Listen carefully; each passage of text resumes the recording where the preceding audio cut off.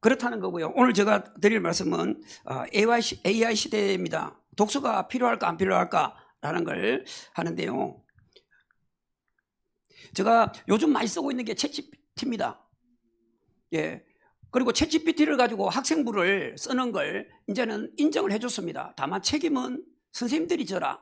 이게 허락해준 이유가 선생님들이 너무 이제 업무가 가중되어서 고교 학점제 때문에 옛날에는 한 학생을 1년에 한 과목만 500자를 써줬는데 이제는 학기제로 하니까 학기마다 500자를 300명이면 300명 모두를 써줘야 되는 거예요. 그러니까 선생님들이 수업도 해야 되고 이게 너무 힘들고, 그리고 선생님들이 이제 교단을 떠나고 못하겠다 크고 정년을 못 채우고 다 맹퇴를 하고 하니까 그럼 이제 챗GPT도 써라. 그 대신 우리는 책임 못 진다. 너네들이 책임져라. 라고 하는데, 그래서 제가 한번 이렇게 챗GPT에다가 한번 넣어봤습니다. 뭐라고 넣었냐면 학생 활동을 신앙심이 깊고 교회에 헌신하는 학생이다. 이렇게 키워드를 몇 자를 넣어놨어요. 기도로 하루를 시작하는 학생이다. 이렇게 넣어가지고 챗GPT를 돌려봤더니 챗GPT가 이렇게 500자를 맞춰줍니다. 500자를. 이거는 500자를 맞춰줘, 700자로 맞춰줘, 마음껏 조정을 할 수가 있습니다. 이렇게 다 그 명사형으로 끝내줘라 다 합니다. 이걸 쓸 때 제가 뭐랬냐면 나는 교직에 몇 년 또 있었는데 학생부 잘 써주기로 아주 유명한 교사다. 잘 써줘야, 구체적인 사례를 들어서 잘 써줘야 돼 라고 이야기하고, 이런 단어는 넣으면 안 돼.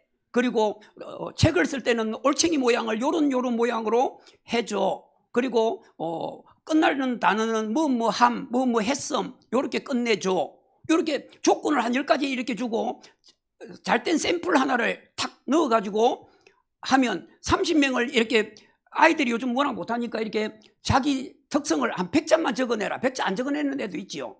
이게 한 50자만 적어내라, 또 뭐 30자만 적어내라. 저래가지고 30병을 받아가지고 한 번에 돌리면 10분 안에 모든 학생부가 생성됩니다. 갖다 붙이는 거죠. 예. 그러면 자, 사례를 많이 넣으면 그 학생은 그 학생부가 됩니다. 그런데 사례를 안 넣으면 얘가, 챗GPT가 추상적인 말을, 헛소리를 많이 합니다, 얘가. 그래서 이렇게 500자를 채워줍니다. 그게 엄청 편하죠. 이게 제가 지금 이제 3학년을 하고 있는데 젊은 선생님들이 내보고 학생부 언제 쓰냐고 고민하길래 나 벌써 다 썼거든요. 챗GPT가 다 돌려주는데 그게 뭐 어려워요. 그래서 이렇게 한다라는 거예요. 그래서 조금 이제 길게 한번 써봤습니다. 학생부를 뭐라고 써봤냐면 좀 길게 넣어봤어요. 아이가 첫 번째, 신앙심이 깊어 오직 예수를 생활한다. 바람직한 학생이죠. 하나님의 절대 계획 속에 하나님이 절대 사명을 깨닫고 현장 정도에 앞장서는 학생이다. 매일 성경을 읽고 감사함으로 하루를 시작하며 기도 속에서 미래에 대한 비전을 갖고 학업에 임한 학생이다. 이 말만 가지고도 너무 좋잖아요. 이걸 돌려봤습니다. 이 애가 한번 읽어봐. 일상생활에서 깊은 신앙심을 바탕으로 오직 예수를 실천하며 살아가고자 노력하려고 함. 하나님의 계획과 시간표를 믿고 의지하면서 자신에게 주어진 사명을 깨달아 현장 전도 활동에, 내가 현장 전도란 말도 별로 쓰지도 않았어요. 지가 알았습니다. 적극적으로 참여하려고 함. 매일 성경을 읽는 것을 생활하여 감사하는 마음으로 하루를 시작하며 기도를 통해 미래에 대한 비전을 품고 학업에 임하는 모습을 보인다고 함. 이러한 신앙적 실천을 통해 자신의 삶에 대한 명확한 목표의식을 갖고 있으며 종교적 가치관이 학업과 너무너무 잘 써줘서 내가 쓰는 것보다 더 잘 써. 얘가. 이제 우리가 뭡니까? 고생해서 막 자기가 안 되는 글을 쓰려고 하지 말고 챗GPT에 의존하세요. 우리의 삶을. 이렇게 다 써줍니다. 너무너무 잘 써주잖아요. 예. 그러니까 애들이 이렇게 써주면, 와, 선생님 너무 생기부 잘 써주는 것 같아요. 사례를 많이 넣어주면 자기 있게 됩니다. 이제 사례를 안 넣어주면 추상적인 말을 하는데, 사례를 많이 넣어주면 이 애가 700자로 맞춰줘, 500자로 맞춰줘, 300자로 압축해줘 라고 하면 알아서 해줍니다. 그러니까 챗GPT를 알아야 되겠습니까? 몰라야 되겠습니까? 알아야 됩니다. 우리가 왜냐하면 교회 다니는 이렇게 성도님들이 좀 열려 있어야지. 오직 예수만 알고 바깥의 물정은 모른다. 예수도 알고 딴 것도 알아야 되죠. 그래야 전도를 할 거 아닙니까? 그러니까 오직 교회만 알고 하나님만 알아가지고서는 바깥에 가면 아는 게 없으면 전도가 안 되는 거예요. 우리가 챗GPT가 뭐다, 어떻게 저게 생성된다, 이런 것도 좀 알아야 안 되겠습니까? 양윤 권사님 좀 재밌습니까? 네. 자는 사람이 없죠. 예. 채용도, 왜냐하면 뇌물 먹는 그 뭡니까 심사관들이 워낙 많아가지고 챗GPT가 뽑습니다. 이걸. 예. 그래서 챗GPT가 질문하고 답하고 이걸 해가지고 얘를 성향을 분석하는 거죠. 예. 그런데 이걸 이런 아이를 뽑아야 돼 하고 주는 거는 결국 인간이죠. 인간이 해야 되는 일인데 이렇게 챗GPT를 하게 되면은 엄격하죠. 객관적입니다. 그런데 문제는 우리가 우리의 삶을 이 기계한테 컴퓨터한테 맡겨서 될까라는 이제 회의감을 느끼게 됩니다. 제가 또 한 번 물어봤습니다. 4차 산업이 발달되게 되면 사라질 직업이 어떤 것이 있겠니? 이걸 좀 알려줄 수 있니? 라고 챗GPT에게 물어봤어요.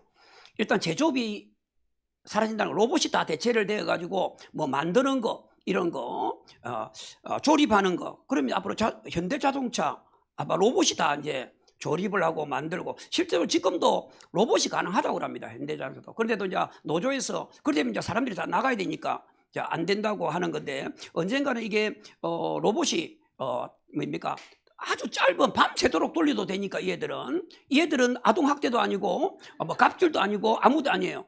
그러다 보니까 이게 빨리 만들고 정교하게 자기가 들어가야 할 자리 정확하게 들어가는 기술인 거죠. 운송업이 요즘은 이제 택배가 요즘 더 빠를 겁니다. 드론이 아마 될 겁니다. 아파트마다 드론 착륙이 아마 생기게 되고 드론으로 이제 배달을 하게 되고 요즘 하늘을 나르는 드론 택시가 생길 겁니다. 그러면 서울 가는 것도 드론 택시 대절을 해가지고 가면 KTX보다 느릴런지도 몰라요. 어쨌든간 이게 배송기사들도 너무 고통스럽고 뭐 그런 것도 없을 수가 있겠죠. 분류 작업도 바코드를 가지고 로봇이 다 분류하고 할 걸로 예상이 됩니다. 그 다음에 지금 이제 금융업에 요즘 은행에서 대규모 지금 구조조정을 하고 있지 않습니까? 우리 은행에 가서 저도 은행원을 본 적이 별로 없습니다. 전부 다 ATM기에서 돈 뽑고 다 하지 않습니까? 그러니까 은행에는 그냥 한두 명만 있으면 된다라고 보는 거죠. 그래서 AI가 거의 금융업이 대체를 해준다라는 겁니다. 우리가 식당에 가면 이상한 괴물들이 밥도 날라주고 멈추고 몇 번인 거 정확하게 세팅만 해놓으면 정확하게 그곳에 와서 그릇만 얹어놓고 가고 하는 거 본 적 있죠? 로봇이 이제 서빙을 합니다. 로봇이 서빙하면 사람이 이제 자기가 음식을 이렇게 갖다 먹고 계산도 그쪽으로 하고, 그래서 아마 그런 외국 노동자들이 우리나라에서 좀 허드렛 일 이런 거 하기 싫어하는 일들도 아마도 그런 것들이 대체하지 않을까라고 생각이 드는 거죠. 또 물어봤습니다. 사라질 직종 말고 미래에 각광받을 유망 직종을 좀 한번 알려줄 수 있겠니? 라고 했더니 인공지능학과, 데이터 사이언스학과, 사이버 보안학과 이런 것처럼 디지털과 관련된 학과가 앞으로 인기 있을 거다라고 이야기를 하고 있고요. 그 다음에 환경이 요즘 뭐 생태 환경 중요시하지 않습니까? 환경공학과, 신재생에너지학과, 탄소중립학과 이런 것들이 앞으로 뜰 거다, 미래 사회는. 그리고 우리가 생명 얼마 전에 뉴스 났나 지금 36인가 7인데 1조 8천억인가 우리 성도님들 여성도님들 그 얼굴에 이렇게 뭐 이렇게 제거하고 하는 거 케어하는 거 아무래보다도 뭡니까 돈을 많이 젊은 사람이 창업해가지고 한 거 얼마 전에 기사 나온 거 있죠. 그런 것도 다 바이오 공학과입니다. 바이오 유전공학 헬스 이런 게 헬스 스퀘어 이런 것들이 우리나라만큼 이 미용에 관심을 많이 가지는 것도 없지요. 성형수술을 많이 해서 1억만 투자하면 우리는 전부 다 김태희가 됩니다. 박서진 같은 경우도 되게 못생겼는데 저는 1억이 없어서 이렇게 투자를 못합니다. 저도 박서진보다 1억만 투자하면 박서진 정도는 낼 수가 있는데 자우간 그렇습니다. 그런 것들이 발달할 거고요. 융합학과가 로봇공학과하고 스마트시티, 메타버스 이런 것들이 융합하는 학과 아마 처음 들어봤을 거예요. 아마 성도님들은 저런 학과가 뭐야? 라고 생각하는데 아빠 이런 학과 들으면 그 학과 인기 있다더라. 너 참 잘 선택했다 이래야 되지. 그 과가 무슨 과니? 너 공부 못했구나. 이런 식으로 이야기하면 어렵겠지요. 그래서 디지털 마케팅 요즘은 가게 없이 돈 버는 사람들 많습니다. 인터넷에 가게를 해놔놓고 바로 배달하고 이렇게 하는 데도 많아요. 그래서 그러면 이제 아무래도 창업비도 적게 들고 망하도 깡통 차는 일이 적겠죠. 예, 그래서 그런 것도 많고 앞으로는 병원에 안 가고 기계로서 사가지고 이렇게 우리가 피부과가 워낙 돈이 비싸잖아요. 그러다 보니까 이렇게 얼굴에 기계 갖다가 문지르고 이러는 것들이 인기가 있듯이 디지털 치료 같은 경우도 바로 그런 거다라는 겁니다. 그래서 우리 교회도 이런 디지털 치료를 하거나 이런 걸 해가지고 창업을 해서 1조 8천억씩 버는 이런 성도님들과 렘너트들이 나와야 되겠습니다. 예, 그리고 또 뭐 물어봤더니 그런 거예요. 대부분 한결같이 소프트나 컴공과 컴퓨터로 가지고 모두 인공지능이 이루어지기 때문에 컴퓨터 관련 학과 이런 쪽이고 사람이 살수록 이제 목숨에 대한 중요, 건강에 대한 중요를 하다 보니까 바이오 쪽하고 생명을 연장하는 거, 뭐 이런 거, 예뻐지는 거, 이런 것들에 대한 관심이 많아진다라고 볼 수 있고요. 그 다음에 환경에너지가 앞으로 우리 울산에도 보면 불과 한 10년 전만 하더라도 거기는 똥물이었지 않습니까? 10년 15년 되면 냄새가 나서 태화강에 가지를 못해 지금 수영하고 물고기들이 얼마나 많이 사는지, 예, 그게 지금 다른 시도에 벤치마킹을 하고 있다고 할 정도로 지금 환경 분야가 살아나고 있고 좋아졌지 않습니까?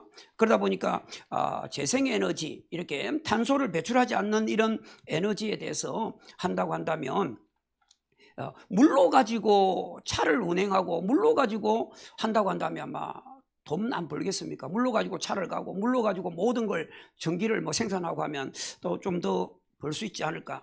앞으로 농사를 짓는다고 한다면 이게 비웃으면 안 됩니다. 앞으로 일단 농사를 지으려고 하면 땅이 있어야 되죠. 땅이 있으면 부자고, 그리고 요즘 채소가 앞으로 요즘 깻잎 대파 한 대가 8,000원씩 간 적이 있었지 않습니까? 앞으로는 이게 뭡니까? 식량 전쟁으로 갈 확률이 있습니다. 그래서 앞으로는 이렇게 집에서 대량으로 이렇게 농장을 생산하는 이런 것들도 인기가 있을 거다라고 이야기를 합니다. 그런데 여기 있죠. 가장 중요한 거는 자기 적성에 맞아야 됩니다. 예, 적성을 안 맞으면 그렇죠. 우리 아들인 장대가 적성에 맞아가 요즘 회사 가는 게 너무 행복하대요, 자기는. 그래서 내가 볼 때 우리는 그 의대를 합격하고 의대를 안 가고 연세대 치대를 합격했는데 연세대 치대를 안 간 게 너무 안타까웠는데 자기는 너무 행복하대요. 돈보다도 지 행복이 선택한 거니까 너무 안 좋겠습니다. 그래서 무엇보다도 자기 적성에 맞아야, 자기 잘하는 걸 해야 성공할 확률이 높습니다. 그래서 자기가 잘할 수 있는 거, 그래야 회사를 가도 재미가 있고 잘해야 또 거기 일하는 게 재미가 있어야 성공하는 거지. 재미없는 데 가면 회사에 그냥 공부 못하는 애들 학교는 오늘 또 학교 가야 되나 하고 막 애들이 맨날 학교 가기 싫대요. 그럽니다. 공부 잘하는 애는 맨날 일찍 옵니다. 학교 오는 게 너무너무 재밌대요. 선생님들 보는 게 재밌고. 그런 애들은 공부 잘합니다. 예. 그래서 뭐든지 자기가 잘하는 걸, 낚시 좋아하는 사람들은 맨날 낚시 갑니다. 이게 우리 성도님들도 교회가 너무 사랑스럽고 교회가 너무 오고 싶고 말씀 듣고 너무 은혜 받고 요리돼야 된다라고 생각해요. 저는 그게 잘 안 돼서 문제인데. 자, 그래서 제가 이제 그러면 너가 앞으로 취업이 잘 되고 좀 각광받는 학과를 좀 어느 대학인 좀 알려줘 했더니 이렇게 알려줍니다. 이런 학과들이 있다고, 이런 데 한번 가봐봐. 요즘은 공부 잘하면 공부만 잘하면 학교도 공짜고, 그 다음에 졸업하자마자 삼성전자, 현대자동차 바로 취업해주는 취업형 학과가 대부분이 유니스트도 지금 삼성전자하고 반도체 학과를 계약해서 졸업하면 의무적으로 가야 돼요. 이런 데가 많습니다. 그러니까 공부만 잘하면 공짜로 졸업 후에 4년 후에 바로 대기업에 취업하는 이런 학과들이 너무 많습니다. 문제는 공부가 안 돼서 문제겠죠. 예, 우리 공부 열심히 해야 됩니다. 그래서 우리 성도님들이 본이 돼요. 성도님들은 옆에서 아이가 공부할 때 한석봉 어머니가 떡을 썰었듯이 성경책을 읽으세요. 성경책을 읽고 아이들은 공부하도록 그렇게 하시면 성공을 할 겁니다. 농사도 마찬가지입니다. 이런 것들이 인기가 있대요. 아마 처음 들어봐서 관심도 없겠죠. 그래서 제가 이랬습니다. 미래의 전도 방향이 어떻게 했으면 좋겠니? 우리 성도님들이 전도 방향을 몰라서 전도를 못하는 분도 계시잖아요. 귀담아 듣고 메모하세요. 예. 이 챗GPT가 알려주더라고요.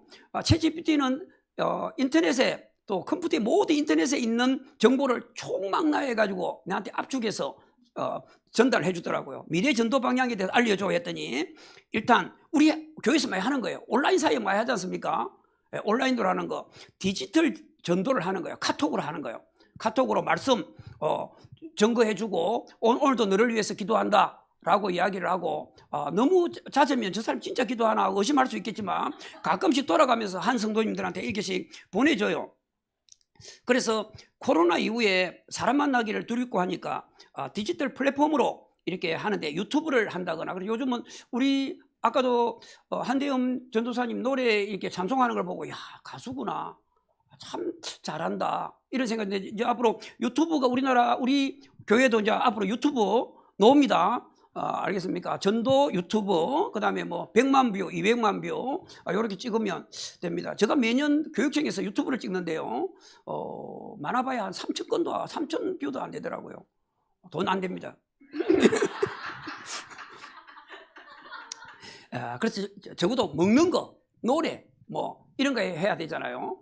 이런 거 일상생활 하는 거 앞으로. 그래서 인스타그램이라든가 유튜브, 틱톡, 우리는 막 카톡이 하죠. 그런 거에다가 문자로 뭐입니까 보내줍니다. 오늘 잘 잤어요. 오늘 뭐 말씀 속에서 은혜 받으세요. 요렇게 한마디씩 보내주면 힘이 됩니다. 목사님한테 보내주세요. 목사님 오늘도 축복 속에 하루를 시작하세요 라고 하면 또 목사님도 뭔가를 주겠죠. 예, 그러면 은혜 받을 거 아닙니까? 그래서 디지털 전도가 앞으로는 대세일 거다 라고 하는 겁니다. 그러면 서울에 있는 친구한테도 가족한테도 이렇게 오늘 말씀 전달해 줄 수가 있는 거죠. 그 다음에 콘텐츠 전도, 우리도 뭐 교회도 많이 하고 있고 온라인 예배, 그 다음 온라인으로 이제 성경 공부를 오늘 몇 장 몇 절 읽고 공부한 거 느낀 거 한번 포럼 해보자 라고 이렇게도 하고요. 그리고 요즘도 앞으로는 이제 교회가 실제로 교회가 없고 이제 가상교회가 생겨서 인터넷으로 이제 모두 예배를 보고, 그래서 요즘 많은 우리 학교에도 보니까 제사 안 지내는 집이, 믿음이 없어도 제사를 안 지내는 사람이 너무 많더라고요.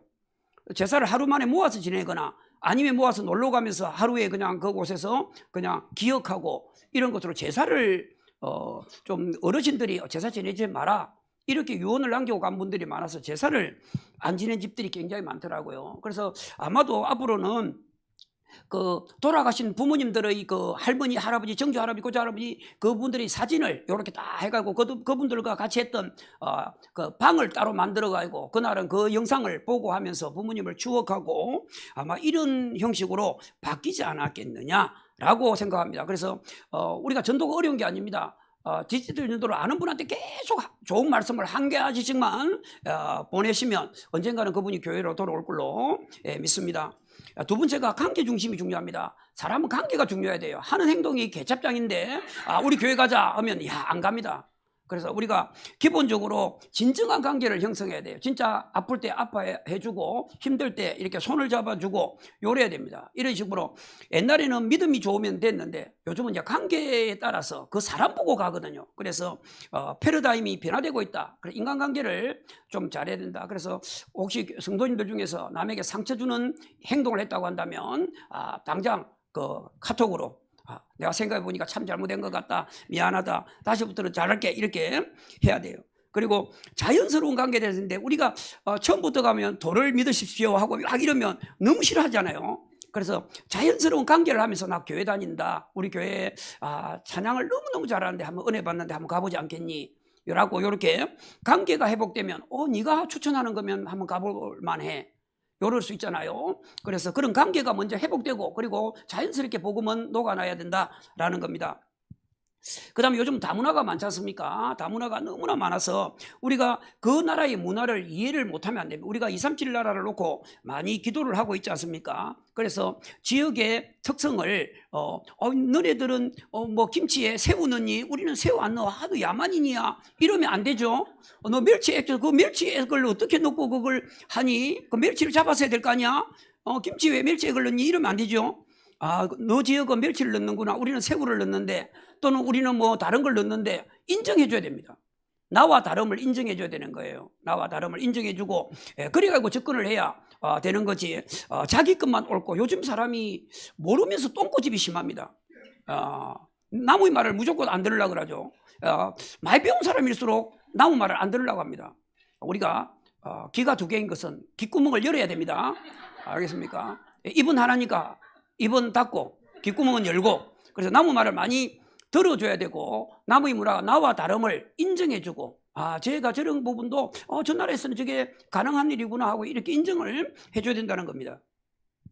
사회적 책임하고 통전적 선교라는 게 뭐냐면 복음 전도, 사회 정의, 환경 보호, 빈곤 대책 이런 거에 앞장서야 된다는 거예요. 성도들이 말은 우리는 237 나라를 위해서 기도한다 해놔놓고서 237을 위해서 뭐 아무것도 하는 게 없거나 우리 교회는 환경을 되게 중시하면서 쓰레기 아무데나 버리고 침 아무데나 뱉고 이러면 야, 저 새끼 저 교회 안 가겠다. 저게 뭐 성도야? 이렇게 할 수 있어요. 우리가 모범이 돼야 된다라는 겁니다. 그래서 우리가 사회적 책임을 갖고 교회가 사회를, 정치인들이 요즘 사회를 오염시키고 있지 않습니까? 그러니까 우리가 리드해야 돼요. 정치인들을 믿지 말고 사회에서 선한 영향력을 미쳐야 되는 사람은 우리 성도님들과 같은 분들이 교회에 선한 영향력을 미쳐야 된다라고 봅니다. 그리고 젊은 세대들은 말보다 행동으로 보여주는 게 좋기 때문에 대부분 이게 나이 드신 분들은 말로 사자, 너 교회 예배 나와야 돼, 뭐 해야 돼 이렇게 하는데요. 실천을 해야 된다는 겁니다. 그래서 뭐든지 실천을 권사님이나 장로님이, 저는 못합니다만은 이렇게 먼저 실천하는, 행동하는 그런 일꾼들이 되시기를 바랍니다. 개인 맞춤형이어야 됩니다.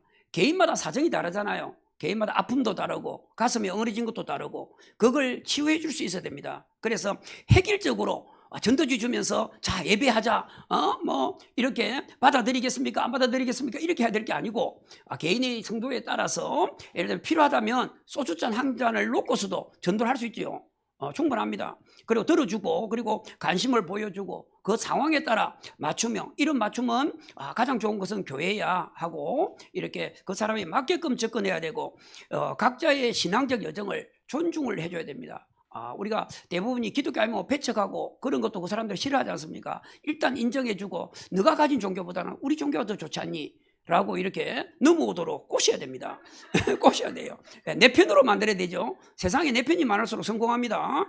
그래서 개별화된 전도 과정을 설계하는 방향으로 각각 사람들, 학생들도 똑같은 애가 아니에요. 가정 환경도 다르고 아이들이 어떤 가고자 하는 학과도 다르고 다 다르니까 맞춤형 이렇게 진학을 해야 되듯이 전도도 1대1로 맞추면 저분이 뭔가를 챙겨주는 걸 되게 좋아한다. 그러면 자주 챙겨주면서 유혹을 하시길 바랍니다. 자꾸 세상이 세속화되어 갑니다. 그렇기 때문에 전통적 권위보다는 교회 안 다니면 너네들 다 죽어, 다 뭐 지옥 가 이러면 사람들이 거부감이 먼저 앞서잖아요. 그렇기 때문에 시대에 맞게끔 시대에 맞는 전도를 해야 된다. 그리고 포용력을 가지고 해야 된다. 이런 이야기입니다. 다 맞는 것 같지요? 제가 설명을 잘해서 그럴 수도 있어요. 또 내가 물어봤습니다. 기독교에서 전도를 잘하는 방법을 좀 알려달라. 전도를 어떻게 하면 잘하니? 라고 했더니 아까도 얘기했지만 관계 중심이 접근이 필요하다. 진정한 관심과 사랑을, 예를 들면 회사라든가 직장에 힘들어하는 사람이 있을 수 있어요.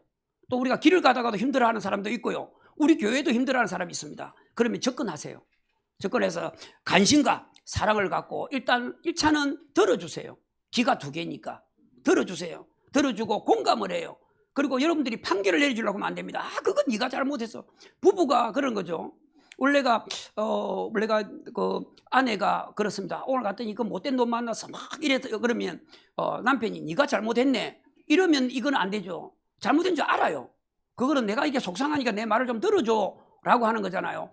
그래, 그래도 나 속상하겠다 이렇게 해줘야 되는데 네가 잘못했냐고 말이 안 되잖아요. 그래서 일단은 길을 열어주고 들어주는 것부터 시작돼야 됩니다. 그러면서 나에게도 이런 아픔이 있었는데 그 아픔을 치유했던 게 하나님이었어 라고 이렇게 이야기를 해주면 처음에는 뭐 좀 싫어할 수 있지만 자꾸 그렇게 관계를 맺으면서 저 사람을 보니까 충분히 믿을 만한 사람이다. 관계가 회복되어야 전도도 된다라는 겁니다. 하는 것은 학교도 보면 월급을 빼앗아 버리고 싶은 교사들이 많아요. 안 주고 싶은 교사들이 너무 많은데 그런 사람들이 나 기독교 하나님 믿는다 우리 교회 가자 그러면 가던 교회도 그만두고 싶은 이런 마음이 생기면 안 되죠. 관계가 먼저 회복돼야 된다. 개인적 감정 나누기를 해야 됩니다. 예를 들면 내가 아팠을 때 요로해서 나는 나았다 라든가 또 내가 힘들 때 요렇게 해서 치유를 받았다든가 하는 솔직한 이야기를 경험을 들려주는 게 오히려 더 전도하는 데 효과적이다라는 거고요. 아까도 이야기했죠. 경청하는 자세입니다. 우리가 요즘 사람들이 자기만 하고 싶은 말을 하고 남의 말을 잘 안 들으려고 하는데 상대방의 요즘 그 의대에서 그 면접 보는 MMI 면접이라고 있습니다. 다중민의 면접을 여러 방을 옮기면서 면접을 하는데 거기서 제일 중요한 게 공감입니다. 환자의 아픔을 일단 공감해 줘야 되는데 의사들이 그냥 그런 환자의 아픔이라든가 상황을 공감하지 않고 뭔가를 의료 진단으로서 끝내려고는 이런 의사는 안 좋은 의사다라고 해서 그런데요. 우리가 기독교인들도 상대방의 고민을 들어주고 아픔에 공감하는 이런 자세를 가지면 상대방을 배려해주고 하면 저 사람은 참 신뢰가 가는 사람이구나. 저 사람이 믿는 하나님이라면 나도 한번 믿어봐야 되겠다. 이런 신뢰감을 줘야 된다는 거죠. 그리고 섬김을 실천해야 됩니다. 제가 이게 잘 안 되는데요. 도움이 필요한 일에 앞장서고 사랑으로 행동해야 되고 실천해 줘야 됩니다. 가장 중요한 거는. 그러니까 아이들 보고 청소하라고 하면서 선생님은 가만히 있고 그러면 아이들 안 합니다. 그런데 요즘은 실천해도 애들이 가만히 있습니다. 청소는 선생님들이 하는구나 이렇게 생각하고 안 합니다. 그럼 화가 날 때가 많지요. 그래서 어쨌든간 섬김을 실천해야 됩니다. 그러니까 우리가 랩런트들한테 뭔가를 시키려고 하지 말고 같이 하자라고 우리가 같이라는 행동이 중요하다라는 겁니다. 그리고 적절한 시기가 필요하다는 거. 사람이 상태에 따라서 예를 들면 그 사람이 기분이 되게 안 좋은데 야 오늘 하나님 만나러 교회 안 갈래? 그러면 욕하죠. 그러니까 오늘은 네가 좀 그렇구나. 다음에 우리 한번 또 기회 한번 가자라고 두 번, 세 번 딱 접근을 하면 사람이 마지못해 따라오지 않습니까? 그래서 적절한 시기와 분별을 해서 인내심을 가지고 한 명의 전도를 하려고 하면 진짜 출산의 고통을 한 3번 정도는 가져야 된다고 합니다. 그래서 한 사람을 전도를 하려고 하면 인내심을 가지고 이렇게 해야 된다. 그래서 너무 밀어붙이기식 하면 사람이 너무 사랑도요. 연인들도 너무 좋아한다는 말을 계속 밀어붙이면 아이가 싫어합니다. 제가 집착증을 가졌을까? 사랑도 전도도 밀당을 해야 됩니다. 그래서 연이 논에 처박히면요 그냥 잡아당기면 연줄이 터집니다. 약간 느낌을 줬다가 실을 풀어줬다가 잡아당기면 확 올라옵니다. 사랑도 그렇고 전도도 그렇고 연날리기다 이렇게 생각하시고 적절하게 시기와 이런 걸 좀 생각을 하시고 당연히 성경적 지식을 가지고 있어야 되겠죠. 어떤 사람들이 이렇게 전도를 하려고 물어봅니다. 그거 몇 장이 있어요? 하고 이렇게 물어봅니다. 갑자기 물어보면 대답이 잘 안 나오죠. 제가 제일 어려운 것도 콜센터에 대기업에 전화를 오면 애가 서울대 어디를 몇 점에 갑니까? 이렇게 물어봐요. 내가 뭡니까 박사도 아니고 동시에 그걸 자료를 찾아봐야 되지 바로바로 놓을 것 같으면 내가 학교에 안 있죠. 그렇지 않습니까? 그런 것처럼 이게 전도를 하려고 교회 다녀 나도 교회 다녔는데 그 말씀 몇 장 있지요? 하고 이렇게 물어보면 모를 수도 있습니다. 그러니까 알았을 때 이분 봐라 이렇게 생각할 수 있죠. 그래서 약간 성경적 지식을 가지고 그러려고 우리가 매일 성경을 읽고 성경에 대한 좀 지식이 깊이가 있어야 된다라는 거고 설명을 할 때 우리 믿음을 가진 사람들은 이해를 할 수 있는 용어를 불신자들은 모르잖아요. 그럼 불신자들이 모르는 용어를 어렵게 하면 이해가 안 됩니다. 우리가 설교가 마음에 안 드십니까? 그러면 좀 쉬운 용어로 해야 됩니다. 저 말 지금 잘 이해되지요? 연줄로 댕긴다 이러니까 이해가 되잖아요. 이러니까 용어를 쉽게 설명해 줘야 됩니다. 왜냐하면 다 아는 사람들이 아닐 수도 있지 않습니까? 그러니까 용어를 좀 쉽게 해주라라는 겁니다. 그다음에 늘 기도한다라는 기도의 뒷받침도 돼야 됩니다. 전도하는 사람을 나는 꾸준하게 나는 어저께 당신을 위해서 기도했어. 이런 내용 가지고 기도했다고 이야기를 하고 그렇게 계속 이야기하면 누군가가 나를 뒷배경이 있구나. 나에게 누군가가 기도해 주는 사람이 있구나 라고 한다면 그 사람에 대한 신뢰가 되겠죠. 챗GPT가 굉장히 잘 가르쳐 주지 않습니까? 모범적인 답을 이렇게 가르쳐 줍니다. 무엇보다도 전도는 강요하지 않아야 됩니다. 너무 강요하면 떠나려고 합니다. 그래서 상대방의 자유의지를 존중해 줘야 됩니다. 기다림이 있죠. 전도는 기다림입니다. 그래서 거부당해도 한번 안 가요 나 교회 안 다녀요 이러면 제가 상처가 있구나.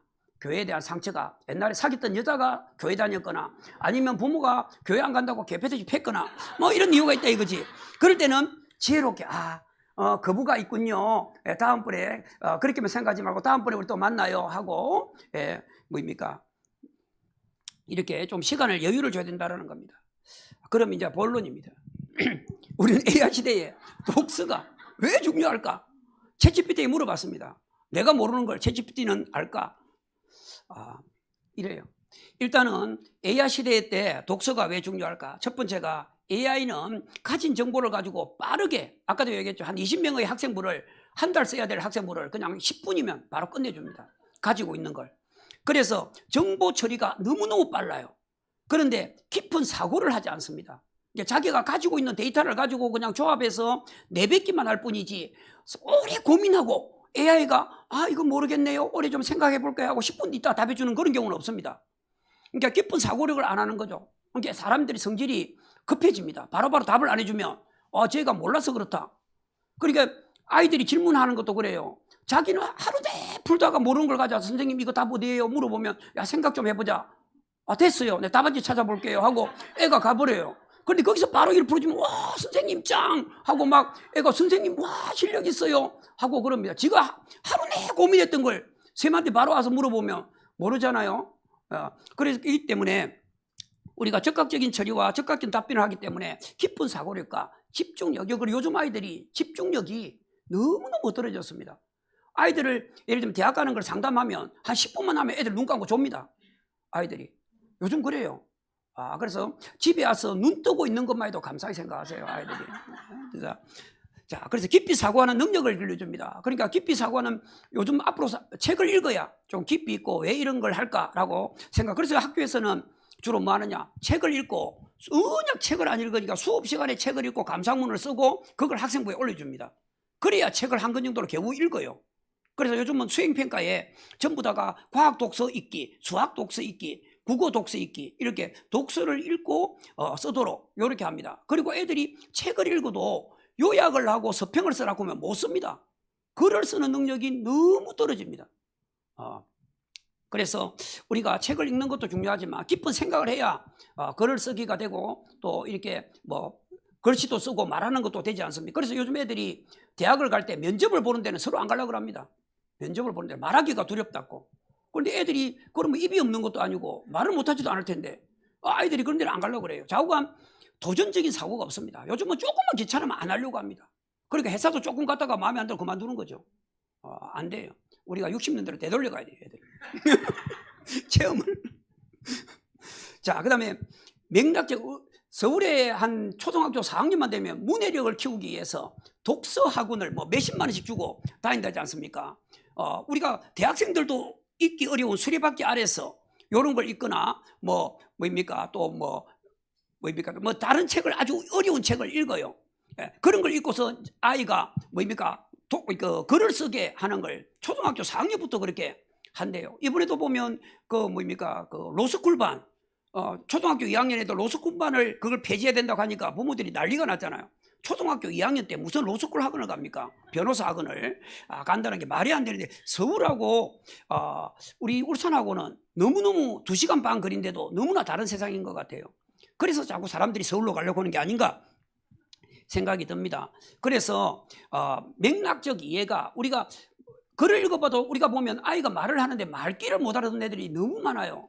그래서 우리가 책을 읽음으로 해서 그 맥락적 이해와 책을 읽으면서 사물에 대해서 전체적으로 통합적으로 살펴볼 수 있는 폭넓은 사고를 하기 위해서는 책을 읽어야 된다라는 겁니다. 그 다음에는 요즘에 보면 우리가 저 노래는 옛날에 어떤 책에 나왔던 내용이고 이런 게 너무 많잖아요. 그래서 요즘은 책을 많이 읽은 사람이 드라마도 그렇고 영화도 만드는 거고 작곡도 책을 많이, 나훈아가 작곡을 그렇게 많이 했는데 하루에 한 달에 책을 뭐 80편 100편 읽는다고 그러지 않습니까? 나훈아가 그 뜨고 있는 게 기장갈매기 옥옥옥 하는 거 있지 않습니까? 기장갈매기다 뭐 그런 거 보면 오늘은 남천동에서 뭐 사랑을 하고 뭐 그런 그 책을 많이 읽어서 그랬다는 거예요. 우리가 나훈아가 좋아하죠. 이렇게 웃어주니까 감사합니다.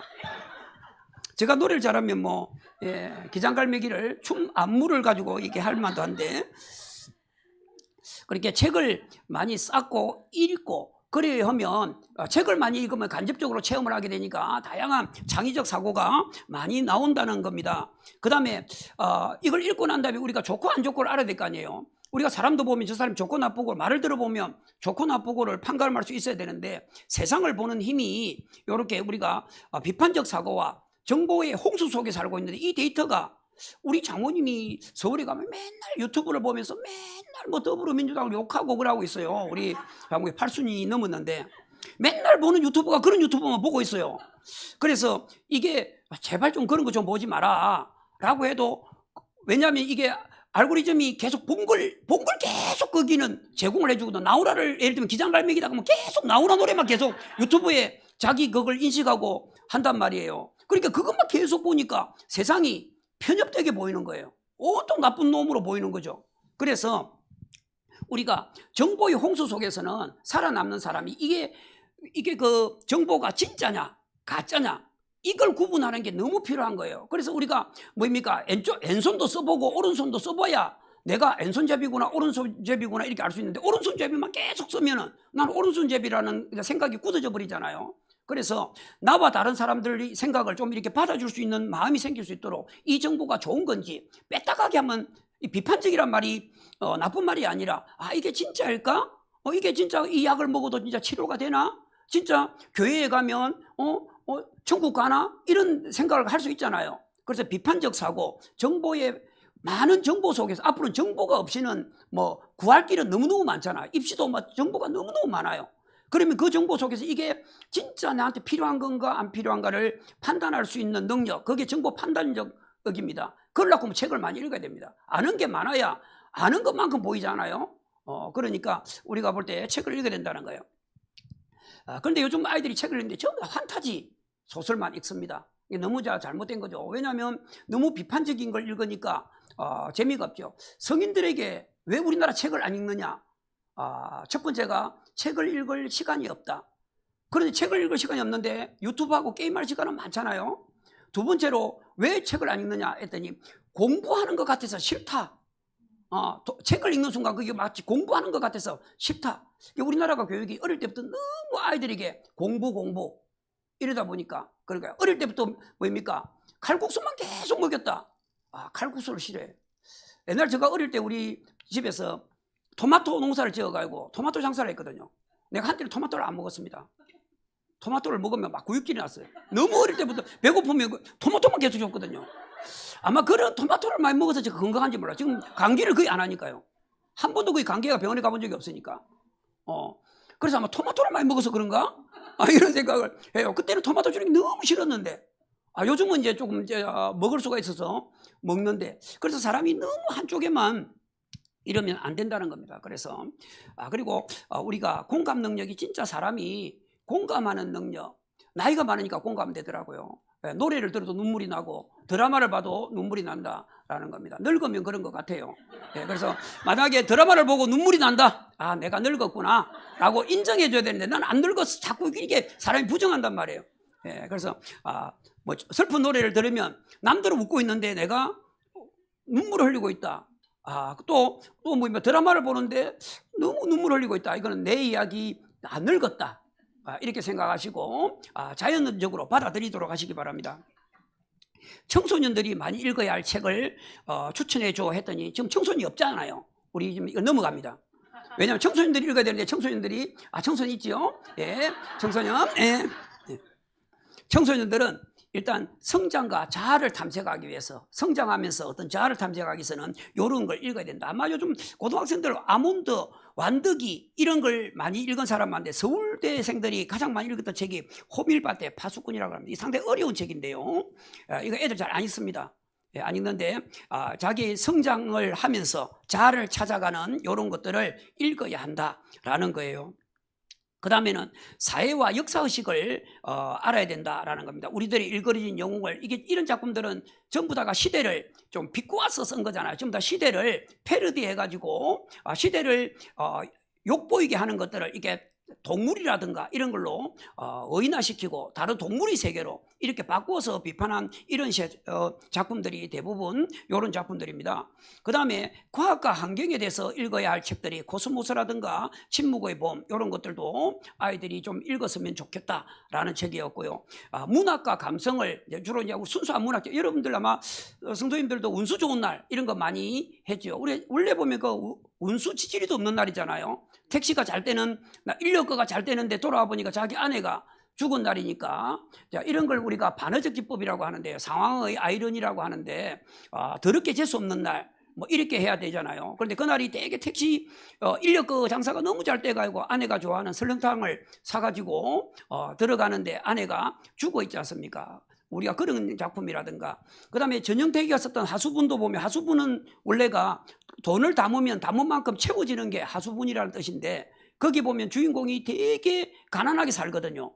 예, 그런 작품들. 그래서 그런 작품을 우리가 소년이 온다라는 것은 우리 학교도 보면 반드시 애들이 읽도록 이렇게 권장을 했습니다. 그래서 이게 한강이라는 작가가 쓴 작품인데 되게 유명하지 않습니까? 이런 작품이라든가 어린 왕자 같은 경우가 세상을 바라보는 뭐입니까? 눈 이런 것들이 너무너무 잘 돼 있는데 내가 보기 어렵다라고 하면 만화로 되어 있는 초딩 책이 있습니다. 그 책을 읽으면 주로 제가 자주 보는 게 고려 500년사를 만화로 되어 걸 제가 한 10번 정도 읽고 그리스 로마 신화를 한 만화로 된 걸 20몇 건인가요? 그걸 한 여러 번 읽었더니 너무너무 이해가 잘 됩니다. 그래서 자기 수준에 맞게 책을 읽으시면 됩니다. 너무나 글이 너무 많다 그러면 글을 좀 작은 걸 읽어도 돼요. 현대에 대한 미래를 좀 바라보기 위해서 읽어야 할 책들 이런 것들도 책이 있습니다. 이런 책들은 인터넷에 검색하면 나오고요. 그 다음에 챗GPT한테 물어보세요. 그러면 기독교인이 읽어야 될 책을 물어봐라. 기독교인들이 가장 많이 읽었던 게 철로역정을 가장 많이 읽었다고 하더라고요. 그래서 거기 보니까 기독교 신앙을 깊이 이해하고 성장하는 데 도움이 되는 필독서를 추천해 줘 라고 했더니 네 주인님 하고 이렇게 추천해 줬어요. 성경 연구와 해석을 위해서는 이런 책 저는 안 읽어봤습니다. 이런 책 성경을 어떻게 읽는 것일까? 우리가 성경을 매일 보면서도 성경을 어떻게 읽어야 할까? 공부를 해야 되는데 공부를 어떻게 해야 될까를 모르고 공부하면 잘할 수가 없죠. 내가 이걸 보면서 반성을 했습니다. 이 책을 읽어봐야 되겠구나. 성경은 이렇게 읽어야 되는 거구나 라는 걸 한번 느끼게 해줬습니다. 그래서 한번 성도님들 오늘 추천 다음 주까지 꼭 읽어오세요. 성경을 어떻게 읽어야 할 것인가? 성경신학 이런 책이 있대요. 그 다음에 신학과 교리를 나타낸 거 기독교 강요, 조직신학, 단순한 이 목회자님들이 읽어야 될 책인 것 같아요. 그 다음에 나의 영적인 성향과 신앙생활을 본받아 그리스도를 본받아 이건 읽어봤던 것 같아요. 그래 순례자의 노래 하나님을 아는 자식 자식이 아니고 지식입니다. 이렇게 웃잖아요. 실수를 할수록 이렇게 사람을 웃습니다.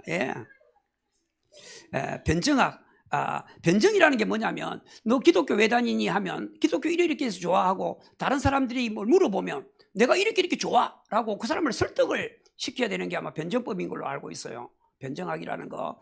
너 왜 교회 다니니? 다른 종교도 많은데 라고 물어보면 이런 게 좋은 거야 하고 방어를 해야 되잖아요. 우리가 이게 변론을 해야 된단 말이에요. 증거를 대면서 변론을 해야 되면 아마 이런 유혹에 많이 빠질 겁니다. 너가 예를 들면 가톨릭하고 또 불교하고 기독교가 좋은 점을 한번 이야기해봐. 그러면 없어. 뭐 이러면 그럼 아무데로 가도 된다는 거잖아. 이 생각할 수 있잖아. 근데 아니다. 이 변정학을 읽으면 뭔가 이 종교는 이런 게 잘못됐고 이런 종교는 잘못됐고 오직 예수야 라고 이야기할 수 있어야 된다는 겁니다. 읽어보세요.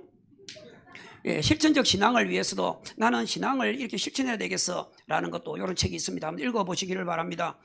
이제 다 왔습니다. 다 읽었던 철로역정이 어떤 책이냐 읽어보니까 챗GPT가 자세하게 안내를 해줍니다. 이렇게 이 철로역정이 그런 거 멸망의 도시에서 하느님 품으로 가기까지의 어떤 여정을 보면서 신앙심으로 성숙해지는 과정을 쭉 그린 건데요. 한번 읽어보면 도움이 된다고 합니다. 그 다음에 고등학생이 공부를 잘하는 방법. 어떻게 하면 공부를 잘하냐? 다 공부 잘하고 싶지요? 공부를 어떻게 잘하느냐? 이건 앞으로 자기 손자라든가 손녀라든가 그 다음에 자기 자식들이 공부를 잘하는 방법. 이거 마음에 들었습니다. 일단 기본 학습 습관을 가져야 됩니다. 공부하는 습관. 우리 아이들도 어릴 때 우리는 다른 걸 하고 예를 들면 교재 연구를 하고 옆에 애들 만화를 보던 책을 보던 항상 책상에 앉아있는 버릇을 많이 들였었어요. 그러니까 책상에 앉아있는 버릇을 들어야 공부가 될 거 아닙니까? 텔레비전에 앉아있으면 계속 너는 공부해 난 텔레비전 볼 거야 하고 텔레비전 소리도 크게 틀어놓고 그러면 공부하지 말라는 소리죠. 아까 중요해요. 실천이 중요하다라고 했습니다. 그러니까 텔레비전도 끌고 떡 대신에 책을 읽으세요. 그래서 기본적으로 공부하는 습관을 가져야 합니다. 그래서 공부할 때는 이게 중요해요. 스마트폰을 멀리하고. 우리는 이걸 했었어요. 우리 장대희 같은 경우에 하루에 내가 토요일 날만 2시간만 게임을 하고 휴대폰을 가지고 9시 이후로는 반드시 우리 방에 갖다 놔라 한다고 그걸 실천을 했어요, 아이가. 그래 버리면 휴대폰을 안 줬습니다. 그러니까 이게 휴대폰 때문에 애들이 망해요. 자는 것 같지만 아이들이 그러고요. EBS 뭐입니까? 수강 듣는다. 그 이면에는 음악이 있고 딴 거 하고 있습니다. 우리가 옆에 앉아 있어야 됩니다. 떡을 썰어야 됩니다. 옆에서. 난 너를 위해서 기도할게. 같이 공부하자. 너는 공부해라. 난 기도할게. 난 성경책 읽을게 하고 이렇게 같이 있어야 돼요. 그래서 공부하는 환경을 만들어줘야 됩니다. 두 번째가 과목별 전략이 달라야 됩니다. 아이들이. 근데 아이들은 대부분 편식을 하기 때문에 잘하는 걸 잘하는데 요즘 애들이 수학 시간, 옛날에는 수학이 되게 중요했잖아요. 요즘 수학 시간 다 잡니다. 한 5명 정도만 눈 뜨고 있습니다. 애들이 제주도 수학 가지고 안 맞춥니다. 수학을 거의 포기해가지고 6, 7등급을 받아요, 아이들이. 그래서 수학과 과학은 좀 기본 개념을 알아야 되는 거고 영어는 암기를 해서 단어를 알아야 뭔가가 말이 될 거 아니에요. 그래서 과목에 따라서 이게 공부하는 방법이 달라야 되는데 애들이 공부할 줄 모르는 애들은 공부를 방법을 똑같이 합니다. 우리가 요리 못하는 사람은 전부 다가 똑같은 간장을 넣고 똑같은 소금, 어떨 경우는 멸치를 넣어야 될 때가 있고 그렇잖아요. 소금 못하는 사람은 요리 못하는 사람은 똑같은 걸 자꾸 여기도 넣으니까 맛있으니까 저기도 똑같이 넣는다. 이거 못하는 거잖아요. 공부 똑같이 이렇게 해서는 안 된다. 과목별로 전략을 세워야 된다. 메모리 학습법, 이게 백지 학습법이라는 거예요. 예를 들면 수업 시간에 오늘 들었던 걸 집에 와서 백지에다가 또는 이거 뭡니까 PC 메모지 같은 데다가 이렇게 오늘 했던 거 선생님들이 수업을 해석하면서 적어보는 거예요. 그럼 얘가 얼마나 잘 들었을까 하고 쭉 기억하면서 이렇게 적는 거죠. 백지에다가 자기가 쭉 이렇게 적는 겁니다. 그런 공부를 생활해야 되는데 아이들이 이게 이제 복습이거든요. 가장 중요한 게 한결같이 전국 수석했던 애들 보면 나는 예습 복습을 잘했어요. 다 구라지요. 울산이 이름이 참 안 좋습니다. 울산이 참 이게 좀 안 좋은 게 여기 구라. 옛날에 이게 문수고등학교가 구라고등학교라고 연락했다가 문수고등학교로 바뀌었잖아요. 문수가 저 불교적 용어 때문에 쓴 건데 그래서 저 학교가 공부를 못하는가. 구라 또 방구동 있잖아요. 방구라고도 하죠. 이 무거동도 사람이 살지 않는 거, 가지 않는 거, 무거. 이런 거. 그 다음에 방어한다. 남창. 이런 이름 너무 안 좋아요, 울산에. 내가 시장 되면 싹곤칩니다. 전부 다 좋은 이름으로. 이름이 너무 안 좋아요.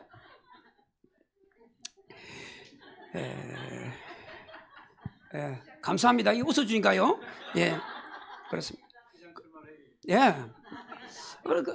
그 다음에 시간 관리를 잘해야 됩니다. 공부를 오래 한다고 되는 게 아니에요. 공부는 집중력입니다.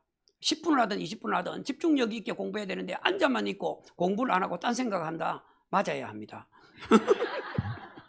50분 공부 후에 10분을 쉬고 이렇게 규칙적으로 공부를 하고 이래야 되죠. 그리고 우선적으로 오늘 공부를 해야 될 걸 순서를 정해서 이렇게 분량을 정해놓고 해야 되는데 무대뽀를 하는 애들 이거 성공 못합니다.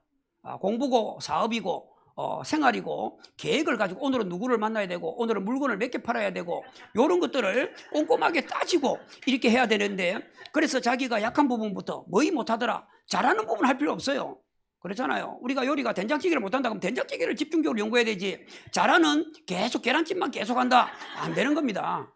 그죠? 우리가 못하는 공부를 좀 이렇게 전략을 세워서 뭐이 문제일까 고민하고 이런 시간을 가져야 됩니다. 중요한 게 건강이죠. 우리가 공부를 아무리 잘해도 건강을 해치면 아무것도 안 됩니다. 그래서 규칙적인 수면도 해야 되고 흰색 가진 밀가루 음식이라든가 쌀밥 이런 거 안 먹어야 되죠. 굶어야 됩니다. 그리고 적절한 운동해야 됩니다. 스트레스 쌓이면 친구하고 이야기하고 만화를 봐서 스트레스를 풀리고 한다고 하면 좋은데 우리 랩너트들은 스트레스 쌓이면 기도하시고 교회로 오시면 다 치유가 된다 라고 볼 수가 있습니다. 그래서 공부하는 친구 중에 스트레스가 쌓인다. 우리는 교회 가서 찬송하게 들으면 모든 스트레스가 다 풀려. 나는 매일매일 통하는 대화하는 친구가 있다. 하나님이 있다 라고 그런 친구 한번 만나보지 않을래 하고 전도를 해보시기 바랍니다. 목표가 있어야 됩니다. 미국에서도 목표를 가진 사람이 어릴 때 자기가 나는 이런 사람이 될 거야 목표를 써놓은 사람이 훨씬 성공한 확률이 높다고 합니다. 그래서 대부분 장사하는 사람도 오늘도 목표치를 오늘 100만 원 팔아야 되겠다. 이걸 채우기 위해서 되게 노력한다고 그러잖아요. 그래서 우리가 오늘 만보 걷기 이런 것들도 딱 정해놓으면 그걸 걸으려고 되게 노력하지 않습니까? 그래서 공부도 마찬가지입니다. 내가 이번에는 몇 등급 받아서 나는 서울대 가겠다라고 하는 목표를 설정하고 공부를 해라. 그리고 편식을 하면 안 됩니다. 편식하면 아야해요. 그렇기 때문에 안 돼요. 공부도 한 과목만 잘해서는 될 수 없습니다. 대부분 우리 학교에서도 지금 청운고에서 전학을 3명이나 왔습니다. 전학을 왔고 과고 떨어진 애들이 제일 꼴칩니다. 제가 봤을 때는. 과고가 떨어진 애들이 수학하고 과학은 잘하는데 한국사라든가 국어라든가 영어를 못합니다. 그래서 그 애들이 과고를 들어가기 위해서 내 공부를 수학하고 과학만 하다가 다른 공부가 준비 안 됐다가 일반고 오니까 일반고는 모든 과목을 잘해야만 좋은 대학을 가거든요. 그러다 보니까 아이들이 공부를 중학교 때는 너무너무 잘했다고 하는 애들이 이 고등학교 와가지고 중위권 밑으로 밀려나는 애들이 너무 많습니다. 그래 그런 아이들이 나는 좋은 데를 꿈꾸다 보니까 카이스트 이런 데를 꿈꾸다 보니까 나 정시 갈 거예요. 헛소리 합니다. 정시로 갈 확률은 거의 없거든요. 일반고에서는요. 예, 그래서 이런 것도 확고한 목표라든가 편식하는 공부 때문에 그런 거다. 편식하면 안 됩니다. 우리가 사람이 수학 잘하는 애들은 계속 수학만 하게 돼 있습니다. 우리가 맛있는 걸 자꾸 먹게 되잖아요. 그러면 안 먹는 것도 이렇게 먹게 해줘야 됩니다. 그래서 골고루 전 교과를 골고루 공부를 해야 되는데, 자, 이것만 하고 마치겠습니다. 자, 지금 여기 랩노트들이 없기 때문에, 한 명이 있기 때문에, 지금 여기 뭐, 바뀐 입시 이야기도 안 될 걸로 보이는데요. 교육과정이 이제 바뀌었습니다. 왜냐하면 지금 고등학교 2학년, 3학년은 2015 교육과정이 2015년에 발효가 된 2015 교육과정이고, 지금 1학년부터가 2022 교육과정이에요. 교육과정이 바뀌었습니다. 바뀌어가지고 했는데 지금 2022 교육과정이 뭐냐면 뭔가를 자기 스스로가 뭔가를 열고 개척하고 요즘 아이들이 이걸 왜 이렇게 해놨냐 혼자 하는 일이 너무 없어요. 교육청에서 상담을 제가 하다 보면 아이는 입을 딱 다물고 있고 물어보는 걸 전부 다 어머님이 다 물어봅니다. 그래서 내가 물어봅니다. 상담을 안 하고 어머님이 대학 갑니까? 이렇게 물어보면 저 아이는 말을 못하나요? 아이한테 물어보세요. 어머님이 앞으로 평생을 저 아이 뒷바라지 해줄 겁니까? 아이가 스스로가 자기가 묻고 자기가 찾고 자기가 해야 그 아이가 그 값어치 있는 걸 알 거 아닙니까? 엄마가 모든 걸 해주면 쟤는 나중에 틀림없이 엄마 합니다. 라고 다시 다음번에 올 때는 저 아이가 말을 할 수 있도록 엄마가 노력하는 만큼 아이는 바보가 된다. 그런 이야기를 하거든요. 그래서 자기 삶을 스스로 개척하는 사람이 돼야 됩니다. 자기 행동에 책임을 질 줄 아는 사람. 그리고 새로운 걸 도전하는 사람이어야 됩니다. 우리가 앞번에도 이야기했지만 아까 젊은 창업자 그 사람들도 케어했던 이거 뭐입니까? 화장품 이거 개발했던 사람도 이 뭔가를 도전하고 새로운 가치를 창출하려고 하는 사람이지 않습니까? 대부분 성공한 사람들이 새로운 길을 간 사람들입니다. 그래서 그런 창의적인 사람들 그 다음에 우리가 모르겠어요. 저도 영화를 1년에 한 편 보나 마나 할 정도로 바쁘다는 이유 때문에 못 보게 되는데 원래 우리가 교양 있는 사람은 좀 이렇게 아는 다방면에 알아야 됩니다. 우리가 기독교인이 이렇게 불신앙을 가진 사람들보다는 좀 더 많이 알아야 안 되겠습니까? 그죠? 한 개라도 좀 더 알아야 될 거라고 생각을 하거든요. 그래서 나는 우리 성도님들도 다 교양 있는 사람, 문화를 즐길 줄 아는 사람 이런 사람들이 됐으면 좋겠다 생각하고요. 요즘 아이들이 코로나 시대에 남하고 이야기하고 남을 신경도 안 쓰는 게 애들이 너무 많습니다. 남이 아파도 전혀 신경 안 쓰고 남이 우리 학교에 그런 경우 있어요. 애가 워낙 자는 애가 많아가지고 특별실에서 수업을 하다가 마지막 시간에 애가 애들이 깨워줘야 될 거 아닙니까? 그거 놔두고 와가지고 밤 10시까지 자고 있었어요. 그거 보세요. 그래 문을 다 잠가버려가지고 그 안에서 문을 두들고 난리가 나고 부부가 안 와가 신고도 하고 그런 적이 있었습니다. 그러니까 애들이요 내일이 아니면 신경도 안 쓰는 거예요. 그래서 참 그리고 애들이 우산도 마찬가지 비가 올 때 아침에는 비가 안 왔는데 갈 때 비가 오지 않습니까? 내 우산 아닌 것도 가져갑니다. 먼저 보는 게 임자예요. 그리고 내 우산을 잊어버려도 가만히 있습니다. 애들이. 요즘 애들은 그렇습니다. 우리 같으면 난리 날 거예요. 내 우산 누가 갔느냐 하고 욕하고 그럴 건데 아이들이 그렇지 않습니다. 그래서 이게 더불어 아마 그 애들이 내 아니라도 누군가가 쓰고 갔으니까 뭐 내가 비 맞고 가지 이런 생각을 하는지 모르겠는데 이런 걸 주도를 합니다. 요것만 이야기를 마칠게요. 자, 지금 고등학교 1학년부터가 지금 고등학교 1학년 아이들부터 지금 중학교도 마찬가지죠. 그 아이들이 뭘 하느냐면 옛날에는 우리가 할 때는 3학년 공부를 잘하는 애들이 좋았거든요.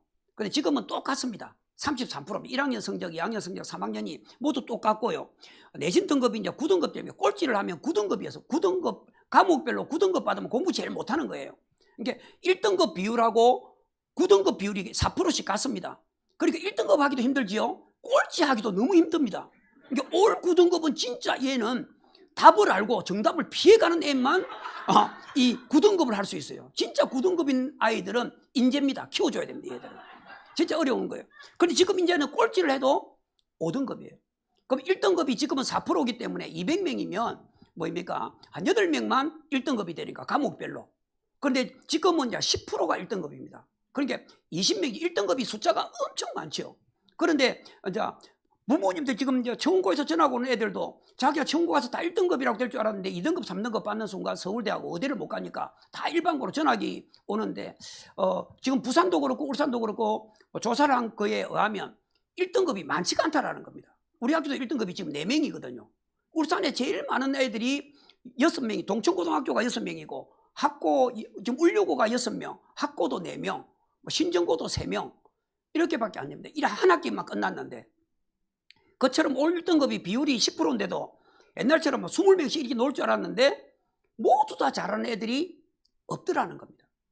서울 지역에도 한 2.2% 정도만 1등급을 받았다고, 올 1등급을 받았다고 그래요. 그래서 그리고 지금 2학년, 3학년 애들은 이제 성적이 안 나오는 과목이 많았어요. 이제 쉽게 말하면 A, B, C만 나오고 성적이 안 나오는 애들이 많은데 이제 이번 1학년 밑에 있는 지금 중학교생들도 그렇고 고등학교 1학년부터는 모든 과목이 다 석차가 5등급이 다 나온다는 겁니다.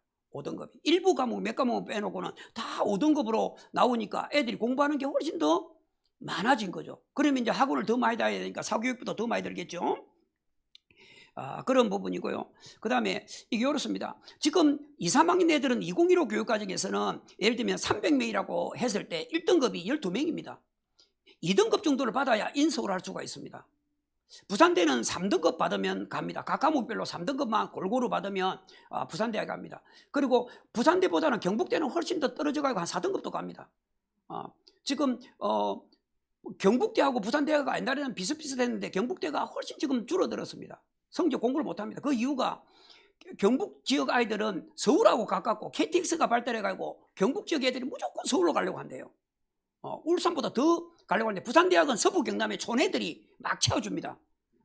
그리고 또 고대하고 연대가, 고대는 촌애들이 다 고대를 가려고 합니다. 그러니까 그 촌애들이 가니까, 왜냐하면 촌애가 연대를 가면 촌티가 나가지고 적응을 못하는 거예요. 그러니까 도시 애들은 연대를 가려고 하고 뭐입니까? 고대 애들은 다 촌애들이 가기 때문에 그 애들이 끈끈한 정을 가지고 우리나라에서 해병대도 전후에도 없어지지 않고 고려대학교 동문회도 없어지지 않는다는 말이 있지 않습니까? 그 정도로 촌애들이 많이 가는데요. 그만큼 옛날에 부산대하고 거기 다릅니다. 지금 울산대학을, 옛날에 울산대학이 공부 굉장히 잘했거든요. 지금 9등급도 갑니다. 꼴찌도 갑니다. 인원 거의 미달입니다. 낮은 학과는 인원 미달이에요. 아마 조만간 울산대학 같은 경우도 인원을 대폭 줄이지 않으면 아마 인원을 다 못 채울 겁니다. 그래서 지금 그런 부분인데, 지금 올해부터 지금 고등학교 1학년 애들부터는 1등급이 30명이 됩니다. 과목별로. 그런데 이게 30명이 되는 게 아니고 인원이 그렇게 많지가 않다라는 거죠. 그러니까 모든 과목을 모두 잘하는 애들은 많지가 않다라는 겁니다. 그래서 제가 이게 이제 본 거죠. 지금 3학년 애들이 만약에 그 2.4 정도면은 서울에 잘하면 경희대라든가 건국대라든가 이런 데를 갈 수 있어요. 그래서 이 애들이 2.4 등급을 받으면 몇 등급 정도 받아야 되느냐? 지금 1.6 등급을 받아야 됩니다. 5등급 체제에서는 한 1.6 등급을 받아야 갈 수가 있는 거고요. 부산대가 한 3.5 체제가 높기 때문에 한 3.5를 받는다고 하면 2등급 안에는 들어야 됩니다. 올 2등급은 받아야 되니까 반에 한 30명이라고 한다면 한 3등 안에 들어야 된다라고 보는 거죠. 제가 이걸 이제 3년간을 서울대 간 아이들을 조사를 해보니까 다 1등급 대 초반인데요. 이걸 이제 고등학교 1학년, 지금 바뀐 내신으로 해보니까 올 1등급이 돼야 서울대를 갑니다. 올 1등급을 받아요. 그 정도로 서울대 가기가 힘들고, 당연히 의대는 올 1등급 받아야 되겠죠. 자연계도 올 1등급을 받아야 간다라는 겁니다. 실제로 각 학교별로 올 1등급이 4명씩만 있다고 하더라도, 울산이 46개 학교가 있으니까 46에 160명이 있잖아요. 그럼 160명이 서울대를 가느냐, 의대를 가느냐? 못 갑니다. 그러니까 올 1등급도 받아도 못 가는 거예요. 그러니까 이게 좋은 대학을 가기가 그만큼 어렵다. 그래서 서울 아이들은 지금 중학생이 중학교 공부 안 합니다. 다 고등학교, 야간에 학원에서는 다 고등학교 공부합니다. 그리고 울산 지역 애들은 어떻게 합니까? 3월 고등학교 올라서 3월 중간고사 볼 때까지 놉니다. 계속 놀아요. 울산 애들은 마르고 닳도록 놀아요. 공부를 안 합니다. 공부를 안 하고 가니까 당연히 부모님들 한결같이 중학교 때는 애가 공부 잘했는데 왜 그럴까요? 왜 그렇긴요? 공부를 안 해 그렇죠. 공부를 안 합니다. 그게 이제 지방하고의 차이입니다. 지방의 대학교를 가보면 애들이 없어요. 어디 갔는지 다 서울에 있는 대학을 방학 때 가잖아요. 애들이 빠글빠글합니다. 그게 차이입니다. 서울하고. 그래서 서울 아이들은 계속 공부하는데 지방 아이들은 계속 노는 거예요. 그래서 요즘 아이들은 지방을 안 가고 무조건 부산대 합격해도 다 서울로 가려고 하는 이런 경향이 뭐 그런 것 같습니다. 자, 마지막으로 제가 이것만 이야기하고 마칠게요. 고교 학점제입니다. 이것만 이야기하고 마치겠습니다. 아니요. 제가 너무 이게 하면요 안 돼요. 6시에 밥 먹어야 되는데 이것만 이야기하고 마칠게요. 고교 학점제가 뭐냐면 지금 1학년부터가 대학처럼 자기가 원하는 과목을 자기가 선택해가지고 자기가 학점을 이수하면 졸업하는 겁니다. 그런데 이게 문제가 많지요. 그래서 지금 계속 문제가 많아서 이거 없애야 된다고 하는데 고등학생이 자기 인생을 이렇게 설계 잘하는 애가 누가 있겠습니까? 대학생들도 못해가지고 그만두는 애들이 많은데 고등학교 1학년 아이들이 자기가 뭘 할지 앞으로 커서 뭘 할지 그걸 어떤 과목을 들여야 될지 이걸 어떻게 알겠습니까? 그러니까 모르고서 이걸 하게 되면 대학 가는데 문제가 많은 거죠. 그래서 계속 일선학교에서는 반대하고 있는데도 계속 밀어붙이고 있고 지금 이재명 정부에서도 이거는 폐지할 수 없다. 이미 공시가 된 거라서 하겠다라고 하는 건데 이게 뭐냐? 자기의 지원 학과와 관련된 과목을 이수해서 몇 과목을 들어야 되냐? 192학점을 들어야 됩니다. 또 대학에 있는 학점을 이수해야 졸업이 돼요. 그리고 난 다음에 이수를 했을 경우에는 이제 졸업을 하게 되는 겁니다. 그럼 먼저 뭐냐? 결석마이 하면 안 됩니다. 이거 1학년 담임들이 힘들어 죽는 거예요. 매일매일 출석 체크를 해줘야만 그 과목 선생님들이 하기 때문에 자, 결석을 많이 하면 안 됩니다. 결석을 많이 3분의 1을 졸업하면 졸업이 안 됩니다. 그럼 방학 때를 애를 등교를 시켜야 돼요. 그리고 문제 학업 성취율이 100점 만점에 40점 미만이면 졸업이 안 됩니다. 그러니까 선생님들이 시험을 쉽게 내야 돼요. 쉽게 내거나 아니면 수행평가를 점수를 엄청 높게 해가지고 40점을 맞춰줘야 됩니다. 만약에 그럼 40점 출결도 안 되고 40점 미만의 애들이 있잖아요. 그럼 그 애들은 어떻게 하느냐? 예방지도를 합니다. 이 애들만 불러가지고 옛날 말 나머지 공부를 시킵니다. 졸업을 시켜야 되죠. 다 졸업은 어떻게든 합니다. 이 애들을 따로 공부를 방학 때 하거나 수업 이후에 남겨서 수업을 하게 됩니다. 그리고 난 다음에 이게 충족이 되면 자기가 과목을 자기 스스로가 설정을 해서 들어야 돼요. 들어가지고 이제 만약에 과목을 192학점을 들어야 되는데 192학점이 안 된다. 방학 때 또 와서 등교해야 됩니다. 그래가지고 학점을 취득하면 졸업을 합니다. 이런 방법이죠. 이게 되게 힘든 거죠. 그래서 대학에서는 뭘 하느냐면 그러면 물리 같은 경우는 힘드니까 안 들을 거지 않냐. 그래서 대학에서 뭐 하느냐. 반드시 듣고 와야 해 하고 필수 과목을 지정해 놨습니다. 이거 안 듣고 안 뽑아줄 거야. 그런 과목을 꼭 들어야 되는 거죠. 그래서 이런 과목이 대학에서 발표를 했어요. 쉽게 말하면 이런 거죠. 의대를 갈 애가 생명과학 1, 생명과학 2를 안 듣고 오거나 기계공학이나 전자공학과 갈 애가 물리 1, 2를 안 들으면 안 된다. 이런 이야기입니다. 그래서 이걸 스스로가 학생들이 찾아가고 가기가 얼마나 힘들겠습니까? 그러니까 선생님들도 저 같은 경우도 지금 3과목을 합니다. 학년을 달리해서. 왜냐하면 선택하는 학생들이 많으면 한 과목만 하면 되는데 선택 과목이 이렇게 막 쪼개지는 거죠. 그러다 보니까 선생님이 한 과목을 여러 과목을 해야 됩니다. 그러니까 선생님들이 너무 힘들죠. 그러니까 세특 쓰는 것도 대충 써줘야 되고 이렇게 힘드니까 너무너무 이제 선생님들이 요즘 안 하려고 하는 이유 중에 하나도 아마 이런 것 때문이다 라고 하는 겁니다. 자, 공부 잘하려면 간단합니다. 내신 관리 잘해야 됩니다. 1학년 때 공부가 너무 중요합니다. 1학년 때가 선빵을 날린다는 말이 있죠. 1학년 때 공부가 너무 중요하다는 거고 생활기록부 관리를 너무 잘해야 됩니다. 이제는 내신 잘 받은 데가 너무 많다 보니까 내신으로만 뽑지 않아요. 학생부를 내신 70%, 학생부 30% 이렇게 뽑는 대학이 너무 많기 때문에 공부도 잘해야 되고 학생부 관리도 잘해야 되고요. 그 다음에 지원학과를 1학년 때부터 미리 정하고 그거에 맞는 걸 설정을 해가야 성공할 확률이 높습니다. 내가 처음부터 의대 가겠다. 처음부터 나는 간호학과 가겠다. 처음부터 나는 경영학과 가겠다. 그러려면 이 과목을 뭔 과목을 들어야 해? 이걸 설정하고 방향성, 학생부도 그걸 방향을 그렇게 정해야 된다라는 거죠. 그리고 자신에게 이런 게 있습니다.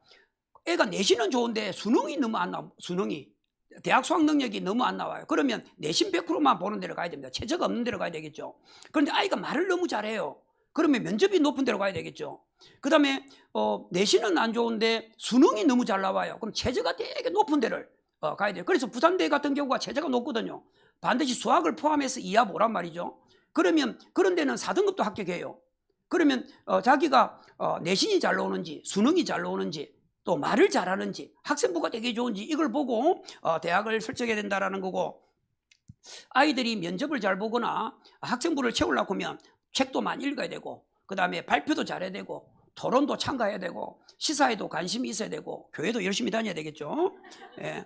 그 다음에 그리고 2028학년도 입시가 달라졌기 때문에 2028학년도 어떻게 입시가 달라지는지를 알고서 애가 접근해야 되는데 아무 관심 없이 준비했다가는 실패한다라는 겁니다. 그리고 3년간 입시를 그 대학의 입시를 요즘 공개하게 돼 있어요. 그래서 한번 살펴보고 이 대학을 가려고 하면 이 정도의 등급을 받아야 되는구나 라고 생각하고, 그래서 내가 공부도 좀 잠도 줄이고 휴대폰도 줄이고 좀 이렇게 공부 열심히 해야 되겠구나 라는 마음을 설정하고 목표를 정하고 공부를 해야 된다는 거고요. 자기가 보고서 주변 사람들이거나 또 학생부를 보고 부족한 부분은 점차 채우려고 하는 이런 노력도 있어야 되고, 앞으로 수능이 통합형으로 바뀐다고 합니다. 막 과목이 섞어가지고 경제하고 국어하고 섞고 수학하고 국어를 섞어서 지문이 나오니까 이런 통합적인 대비를 하려고 하면 그게 가장 좋은 게 독서죠. 이런 걸 좀 많이 해야 된다라는 겁니다. 마지막입니다. 이거는 모르면 어디가에서 가면 모든 걸 자기 내신도 알 수 있고 대학의 모든 것도 알 수 있는 데가 어디가입니다. 그래서 우리 성도님들뿐만 아니라 다 자녀가 있고 또 손자 손녀가 있는데요. 우리 생명선 교회에 새로운 인재가 나와야 되지 않습니까? 손흥민 같은 축구 선수가 나오거나, 대구에 박주영이가 교회 때문에 고민하고 있을 때 성전 건축을 해서 그 빚을 있는 걸 싹 다 갚아줬다 이런 이야기를 제가 들은 적이 있습니다. 우리 앞으로 가수가 나오거나, 또 우리 앞으로 여기에 세계에서 미술의 거장이, 디자인의 거장이 나오거나, 또 여기서 사업을 해서 성공하는 사람이 나와서 우리 교회가 한 방에 모든 성전이 10층 건물로 올라서기를 간절히 기도합니다. 우리 전 성도님들이 축복받는 그런 은혜 가운데 축복받는 수련회가 되기를 바랍니다. 잘 들어주셔서 감사합니다.